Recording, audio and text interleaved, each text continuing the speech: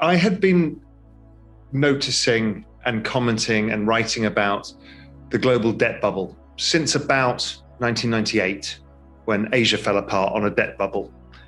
And that was the Asian crisis. And I started noticing the same trends were happening in the West, and Japan was also quite far ahead.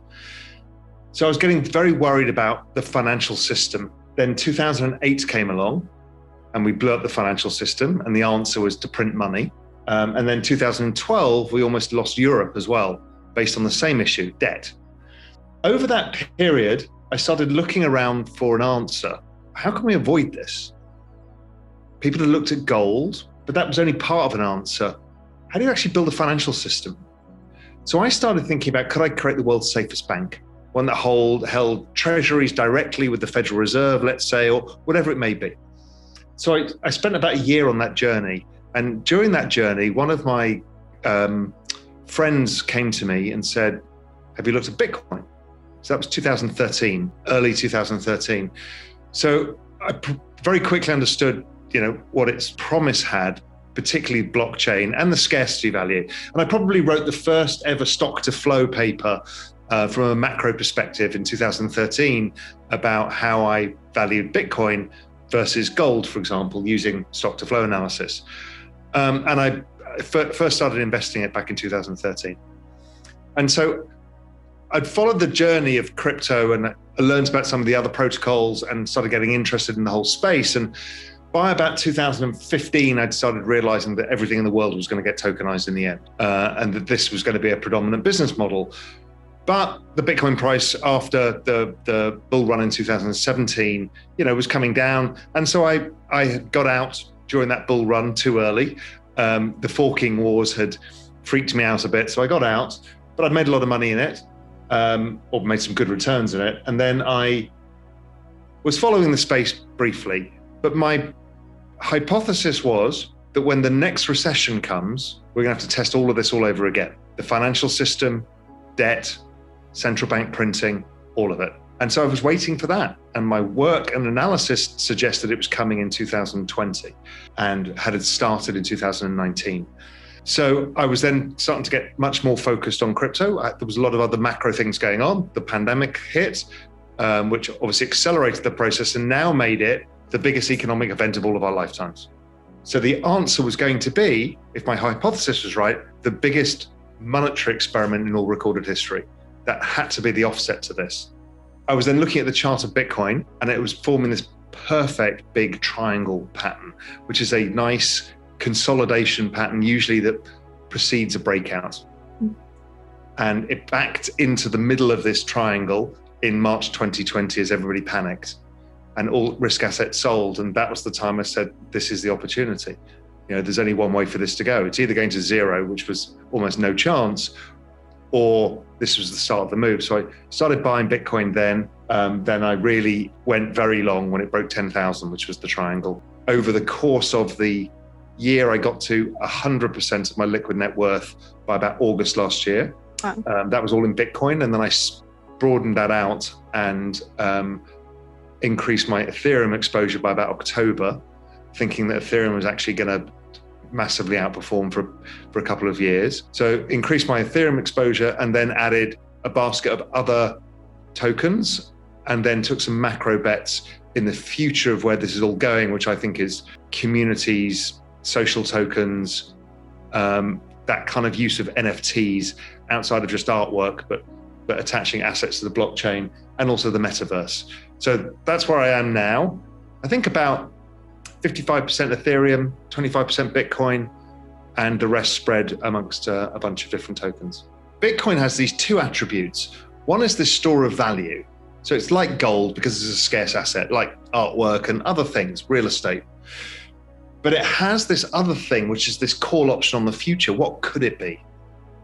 What could it be used for? What could this technology be used for?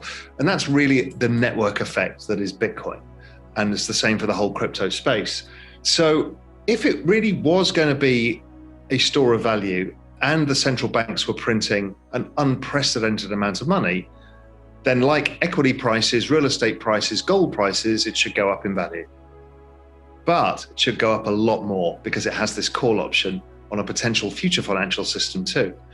So that was really what I saw. And the chart started playing out exactly that way, where Bitcoin started outperforming every other asset on earth, and it became no point to own any other assets. Now, this year has been less that. Bitcoin has kind of kept pace with other assets, but in a weird way, it went up a lot first and then came down a lot. But over time, it's generally outperformed everything. In October, I started seeing the chart of Ethereum versus Bitcoin and looked like it was going to start outperforming, just a chart pattern and a hunch. And then I started digging into, okay, how do you value Bitcoin and Ethereum? So we've had the stock to flow model, but really what it was to me was also a network. And you use something called Metcalfe's law to value a network, which is basically a network has value proportionate to the number of people on the network and the number of interconnections they have with each other. I could see that in Bitcoin, and you could pretty much prove it out by putting like number of active wallet addresses and the price of Bitcoin on a chart, and you basically get a very high correlated answer. And I could see people attacking anybody who talked about Ethereum or other tokens online. So I'm like, I need to find out how you price Ethereum, because I have a feeling it's exactly the same as Bitcoin. And what was interesting is I used the same mechanism and it's priced exactly the same way. But what was more surprising is the adoption of Ethereum was much faster than that of Bitcoin at the same stage. So I'm like, wow. And then you start realizing the number of things being built on it, the applications, the number of developers involved, and the speed of the increase of the number of users. So there's a lot of interconnections plus a lot of users. That was going to become very valuable. So then add a chart onto that again. Chart of Ethereum looked like it was going to break out, and that gave me everything I needed. And how are those charts looking now? Well, they continue to show that, even Ethereum has been having more volume in certain days than Bitcoin has. The wallet address growth is faster than Bitcoin. In every way, it's outperforming Bitcoin, except in market cap. I think we call it the flippening, when Ethereum is larger than the market cap of Bitcoin. That's nothing to say that I don't believe in Bitcoin. Bitcoin is a different thing to Ethereum. Many hardcore Bitcoin believers think that all applications will be built on the Bitcoin blockchain. But I think that's more a hope than a reality. The reality is many different ecosystems will get traction for different things. And Ethereum right now has DeFi, NFTs, social tokens, all on it. So it doesn't have to be money. The next part of the equation comes with the introduction of the EIC 1559 token, which essentially lowers the supply of Ethereum by burning Ethereum. And then there's the ETH 2.0, where we move to proof of stake, which again, will lower the gas fees, but also will lower the supply even further. So it becomes a super scarce asset with massive use. So probability is it's going to do pretty well. Yes, my target still remains between 200 and 400,000.